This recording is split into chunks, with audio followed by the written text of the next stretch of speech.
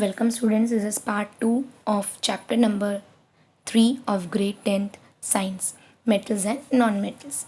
In the previous video we discussed about the properties of metals and non-metals. In this video we will be doing the chemical properties or the formation of the ionic bonds. Now how do metals and non-metals react? Metals and non-metals Do metals and non-metals react with each other? Yes, the metals and non-metals react with each other. So before starting the reaction of metals and non-metals with each other, we will be discussing about the symbols, the chemical formula that we discussed in grade 9. Grade 9 we have learned different symbols of all the elements, the symbols of all the elements with their atomic mass, atomic number and their valency. What was valency? Valency is the number of electrons in the outermost orbit. Electrons revolve around the nucleus of an atom. Electrons revolve in different orbits.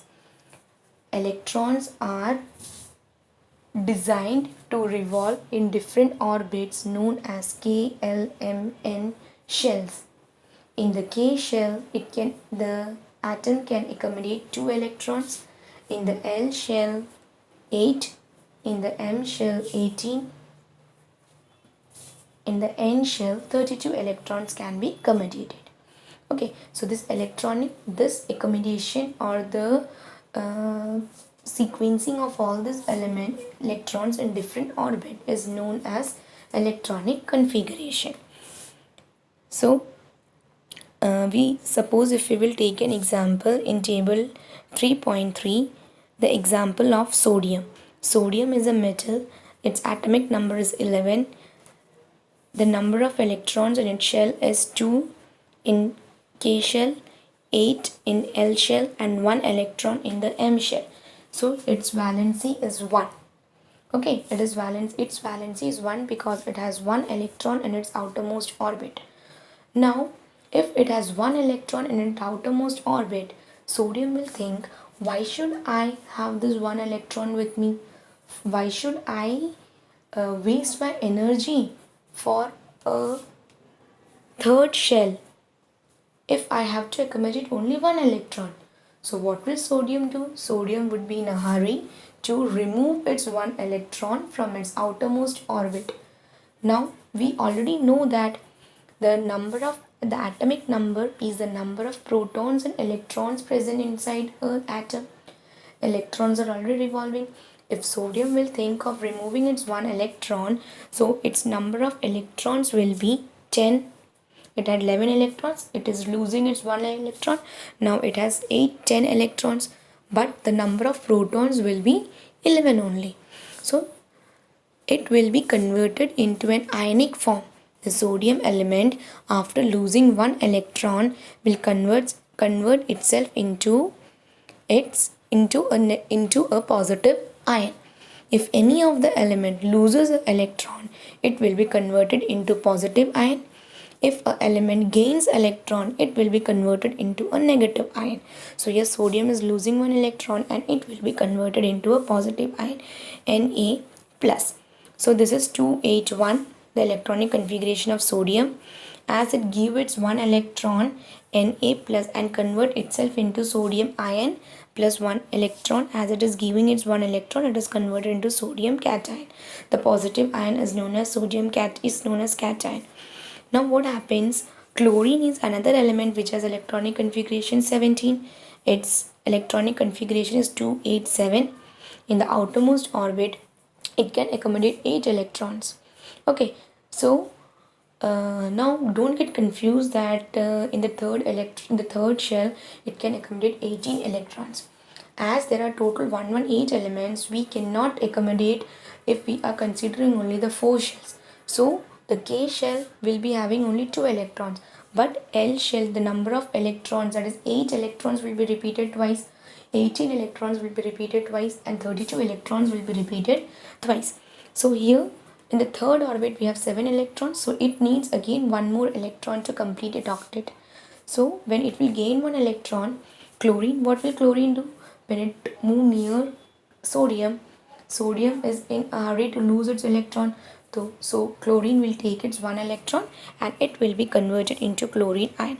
So chlorine atom has 287 electron configuration. It will take one electron and it will be converted into chlorine ion whose electronic configuration will be 288.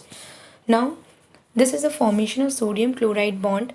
Sodium 1 electron in the outermost orbit, it is shown with a dot. Chlorine 7 electrons in the outermost orbit, it is shown with a cross. So what happens, sodium will give its 1 electron to chlorine. Now chlorine will have 8 electrons. So here sodium has given its 1 electron to chlorine. Any kind of L compound formed between a metal and a non-metal. Sodium is a metal, chlorine is a non-metal. Okay, any kind of bond formed between sodium and metal and non-metal by giving its electron, by giving or taking its electron, it is known as ionic bond. Ionic, and the sodium chloride compound is known as an ionic compound. Now sodium is having positive ion, positive electron, and it is now positive ion, and chlorine is a negative ion. Okay, now let us see the formation of magnesium chloride. Magnesium's atomic number is 12, so its electronic configuration will be 282. So it will lose its 2 electron and it will convert itself into Mg plus ion plus 2 electron as it is giving its electron. Chlorine again comes near it. Okay, if one chlorine will come near it, one electron will be shared with one chlorine. But here what happens, in case of MgCl, magnesium chloride, 2 chlorine elements will come and it will share the 2 electrons in the outermost orbit of magnesium and it will be converted into chlorine ions. So in this way MgCl2 is formed.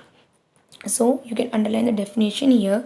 The compounds formed in this manner, that is by transfer of electrons from metal to a non-metal, are known as ionic compounds or electrovalent compounds. This two formation of magnesium chloride and sodium chloride is very important. You have to draw the electron dot structure and explain it. Next is occurrence of metals. Occurrence of metal means availability or the main source of metals in the earth crust. Seawater is a main source of NaCl, magnesium chloride, etc. So this on the earth crust, wherever we get these elements or compounds naturally in the earth crust, it is known as minerals. And the places where these minerals contain very high amount or a percentage of any particular metal, this metal can be profitably extracted from it, and these minerals are known as ores. The extraction of metals is done on the basis of the reactivity series of the metals. Reactivity series of the metal is the arrangement of metals in the decreasing order of their reaction with any of the compounds, that is with oxygen, hydrogen, etc. So this is your reactivity series. You can see the reactivity series over here. This is a relative reactivities of the metals. The most reactive element is potassium. Metal is potassium. The least reactive metal is gold. And zinc, Fe, Pb, aluminium all come in the middle of the reactivity series. As we move down, the reaction of these metals with any of the non-metals decreases. Okay, potassium can very well react with, or very fastly it will react with oxygen. Sodium also reacts with oxygen. Calcium will react with oxygen. Because of this reaction of these metals with any of the element, we do not get all these metals in its purest form from the earth crust. Every time these metals are combined with the oxygen, sulfide or carbonate, then we have to extract the pure metal from different processes. Now we will learn about these different processes. As we know that sodium, potassium, calcium, magnesium, aluminium are in the high reactivity series, they will easily react with any of the element. They can be separated from their minerals with the help of electrolysis process. The metals in the middle of the reactivity series can be obtained in its purest form by reduction using carbon. And the metals which are not at all reactive with any of the non-metals are generally found in its native state. If it is found with any of the metals, it can be easily extracted with the process of reduction.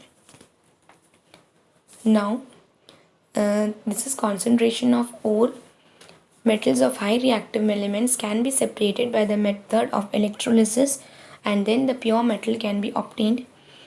In the middle reactivity series, if the metals are combined with carbonate CO3, it can be obtained, it can be separated from carbonate with the help of the process known as calcination. If the metals are combined with sulfide ore, it can be separated with the help of the process known as roasting. After this calcination and roasting process, you will get the oxide of the particular metal. Now this oxide of the metal is again separated from the metal, and oxygen are separated by the process of reduction with a metal reduction with the help of carbon. Then the purification of metal is carried out.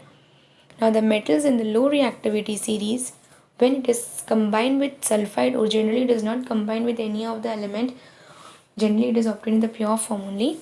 So when it is combined with sulfide ore, it can be separated with the help of the process known as roasting.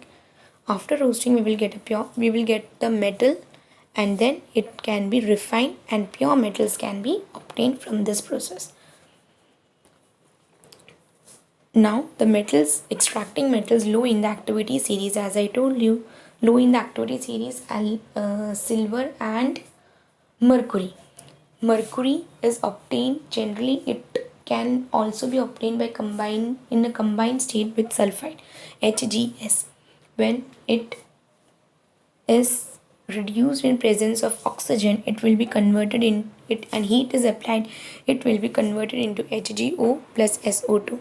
Now again this HgO, when high amount of heat again is applied to it, it will be converted into Hg and oxygen.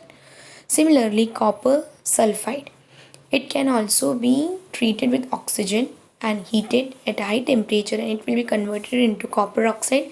From copper oxide, it can be converted into copper and SO2. Extracting metals in the middle of the activity series. Now, as we already discussed, there are two different methods for this, roasting and calcination. Roasting is done when the metal is combined with sulfide. If the metal is combined with sulfide ore, it can be separated with the help of the process known as roasting. In roasting process also, in the presence of oxygen, the high temperature is increased. With the increase in temperature, ZnS will be converted into ZnO, and we can separate out SO2 in the gaseous form. In the process of calcination, zinc carbonate is separated from zinc, and carbonate are separated. By heating it at high temperature, we will get ZnO plus CO2. Once this ZnO is obtained, metal is obtained in its oxide form, that is ZnOMgO. It can be separated with the help of the process known as reduction, in which we are using the reducing agent such as carbon. ZnO plus carbon, you will get Zn plus CO. Besides using coke, carbon to reduce metal oxides to metals, sometimes displacement reactions can also be used. The highly reactive metals such as sodium, calcium, aluminium are used as reducing agent because they can displace metals of lower reactivity from their compounds. For example, magnesium oxide, manganese dioxide, MnO2 is heated with aluminium powder. Okay, so MnO2 plus aluminium, Mn will be displaced by aluminium because aluminium is highly more reactive than Mn. It will be converted into Mn plus Al2O3. Here already the equation is balanced. Every time make a note that you have to write down a balanced equation. Similarly, ferrous oxide can be converted into Fe, its purest form, by treating it with aluminum. So here aluminum will be treated as a reducing agent. The process that we are using here is displacement reaction. Fe2O3 plus Al plus gives Fe plus Al2O3. This reaction is generally used to join the railway tracks or cracked machine parts which are in the ionic form. This particular reaction is known as a Thermate reaction. Next is extracting metals towards the top of the activity series. Now these metals are very highly reactive. It will be easily reacted to any of the other non-metals. So it cannot be obtained from its compound by heating with carbon or anything else. So for example, carbon cannot reduce oxides of sodium, magnesium, etc. because the metals have more affinity towards oxygen than carbon. So these metals are to be separated by the help of the process known as electrolytic reduction. In this, the brine, that is NaCl, is taken and it is kept in an electrolytic cell. So in the electrolytic cell, as we did in the chloralkali process, Na will be combined at the cathode and Cl will be attached towards the anode, and from Cl you will get from anode you will get Cl2 gas, and from cathode you will get the sodium metal. Similarly, aluminium is also obtained by the electrolytic reduction process from aluminium oxide. Thank you.